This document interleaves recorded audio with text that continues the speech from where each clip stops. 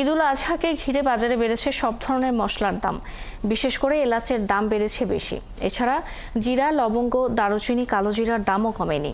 পেঁয়াজ, রসুনের দামও বাড়তি।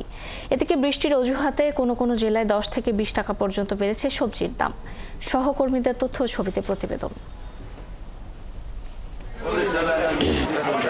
গত সপ্তাহের তুলনায় কুমিল্লায় ৮০০ থেকে ১২০০ টাকা বেড়ে এলাচ বিক্রি হচ্ছে ৬,৫০০, ৫,৬০০ ও ৭,০০০ টাকায়। এছাড়া লবঙ্গ কেজি প্রতি ২,০০০, দারুচিনি ৬৫০ থেকে ৬০০ টাকায় বিক্রি হচ্ছে। বাড়তি কালোজিরা, কাঠবাদামের দামও। এলাচের দাম সবচেয়ে হাই রে, যেরকম বড় এলাচটা প্রায় ৬,০০০ টাকা কেজি, ছোট এলাচটা ৫,৬০০ টাকা কেজি। জিরা ৬৫০, ৭০০ টাকা ভালোটা, তারপর দারচিনি ৪৫০, ৫০০ এরকম। চট্টগ্রামের খাতুনগঞ্জে ও খুচরা বাজারে লার্জ মিডিয়াম গ্রেড এলাচ বিক্রি হচ্ছে ৪,১০০ টাকায়, আর আরএস জাম্বো এলাচের দাম ৪,৭৫০ টাকা। বইয়ের মারা এখানে আপনার যে ক্রপস কম হওয়ার কারণে এবং ওখানে বুকিং রেট বাড়ার কারণে এখানে আন্তর্জাতিক বাজার বাড়ার কারণে এখানে বাজারটা বেড়েছে। মানিকগঞ্জেও মশলার দাম কমেনি। জিরা বিক্রি হচ্ছে ৭০০ থেকে ৮০০ টাকা, দারুচিনি ৬০০ টাকা, লবঙ্গ ১৬০০ থেকে ১৮০০ টাকায়, আর এলাচ ৫,০০০ থেকে ৫,২০০ টাকা ও গোলমরিচ বিক্রি হচ্ছে ১২০০ টাকা কেজিতে।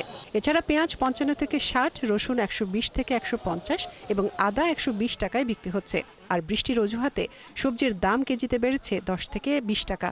আগের লেভেলে আছে, এলাচটার দাম হলো বর্তমানে বেশি। ২ মাস ৩ মাস আগে আসলো ৪,০০০ টাকা কেজি। এলাচ প্রকার ভেদে ৫,০০০ টাকা থেকে ৫,৫০০ টাকা।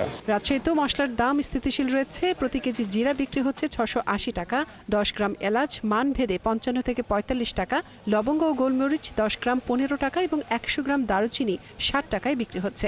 জিরার দাম কমতি মানে নাই, দারচিনিও ঠিক আছে। দারচিনি এলাচ হলো আপনার 10 গ্রাম বিক্রি করে কুরসা, যেটা এটা হলো 10 গ্রাম ৫৫ টাকা।